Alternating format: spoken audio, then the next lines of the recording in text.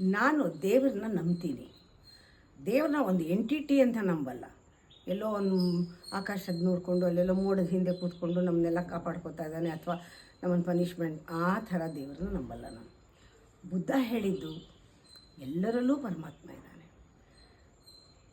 ಸರ್ವಂ ಕಲ್ವಿದಂ ಬ್ರಹ್ಮ, ಪ್ರತಿಯೊಂದು ಚರಾಚರದಲ್ಲೂ ಪರಮಾತ್ಮ ಇದ್ದಾನೆ. ಅದನ್ನು ನಂಬ್ತೀನಿ. ಬುದ್ಧ ಹೇಳಿದ್ದು ಅದೇ, ಜೀಸಸ್ ಹೇಳಿದ್ದು ಅದೇ, ಮೊಹಮ್ಮದ್ ಹೇಳಿದ್ದು ಅದೇ, ಕೃಷ್ಣ ಹೇಳಿದ್ದು ಇದೆ, ರಾಮಕೃಷ್ಣರು ಹೇಳಿದ್ದು ಅದೇ, ಎಲ್ಲರೂ ಹೇಳಿದ್ದು ಅದೇನೆ. ನಂಬ್ತೀನಿ ನಾನು, ಎಲ್ಲರನ್ನೂ ನಂಬ್ತೀನಿ. ಎಲ್ಲರೂ ನನ್ನ ಗುರುಗಳೇ.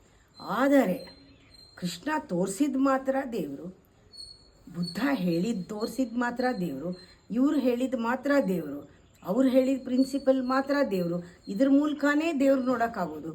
ದ್ವೈತದ ಮೂಲಕನೇ, ಅದ್ವೈತದ ಮೂಲಕನೇ ಅನ್ನೋ ಭಾಷಾಂತರಗಳು ಇವರುಗಳನ್ನೆಲ್ಲ ನಂಬಲ್ಲ ನಾನು ಎಲ್ಲರನ್ನೂ ನಂಬ್ತೀನಿ. ಎಲ್ಲರಲ್ಲೂ ಪರಮಾತ್ಮ ಇದ್ದಾನೆ ಅಂತ ನಂಬ್ತೀನಿ.